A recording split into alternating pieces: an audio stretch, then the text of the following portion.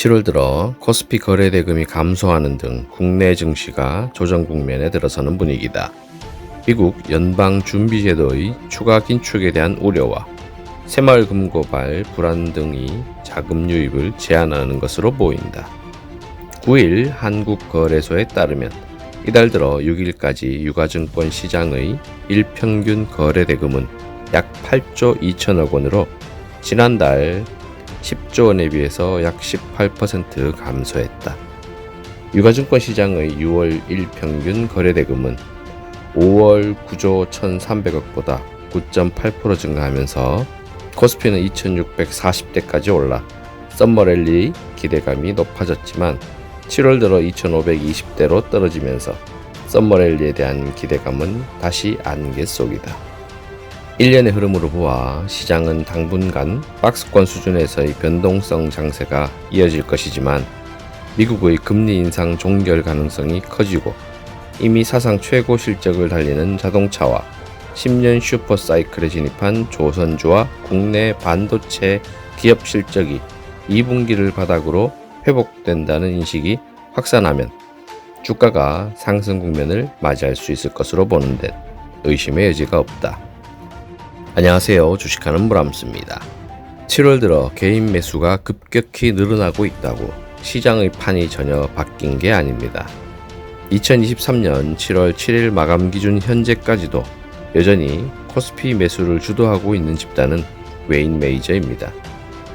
그리고 7월 들어 지수 조정이 온다고 해서 주도 섹터의 이동이 있는 것이 아닙니다.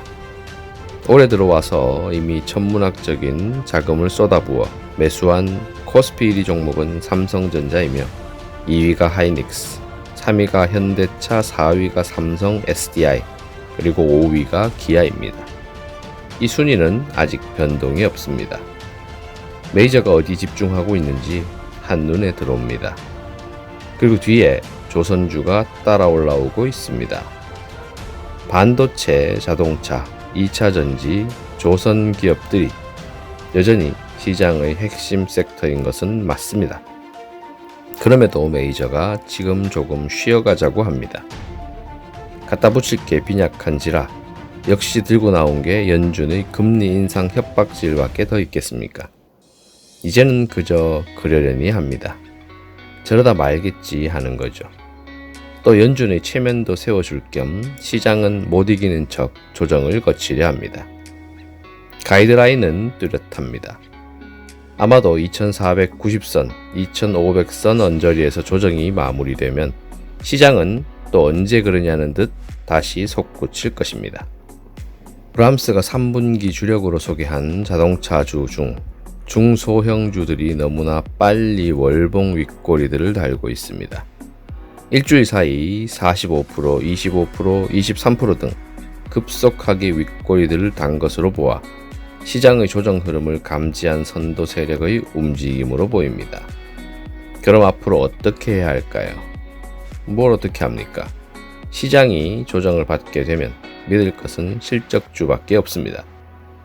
메이저와 기관이 시장을 흔들어 놓고 가장 많이 하는 짓이 조정이 끝나면 가장 먼저 튀어오를 주도주를 매입하는 겁니다. 2분기에서 반도체주들도 그랬습니다. 2분기 초반 반도체주를 찍어 누르면서 외인과 기관의 매집이 이어졌습니다. 그 후로는 말씀 안 드려도 여러분들께서 다 보셨습니다. 7월 중순부터 8월 중순은 2분기 실적 발표가 집중되어 있습니다. 사상 최대 실적을 경신하며 이어갈 유일한 섹터는 자동차입니다. 시장의 흔들림에 전체 주도 섹터의 움직임도 둔화될 수 있습니다.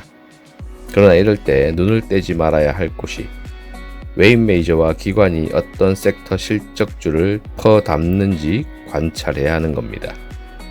시장의 혼란을 틈타 아무 근본도 없는 개별주들의 투기적인 흐름의 종목에는 시선을 절대 두지 말아야 합니다. 지수 눌림과 소강 흐름에 다소 지루한 장세가 이어질 수 있지만 결국 그 시간이 계속되지는 않는다는 겁니다. 자동차주 눌림 흐름이 나온다면 조금의 여유를 두고 매집의 기회로 삼아야 할 것입니다. 그러면 2분기 때 반도체주와 마찬가지로 자동차주에서도 안전하고 달콤한 열매를 다시 또 딸 수 있을 겁니다. 그 전에 우리는 선 매집한 조선주에서 다시 달콤한 열매를 맛볼 것입니다. 시장의 큰 틀은 이미 다 짜여져 있습니다. 시장에서 소외되지 않는 현명한 투자하시길 바랍니다. 금일 영상은 여기서 마감할까 합니다. 브람스는 늘 여러분의 성공 투자를 기원합니다. 감사합니다.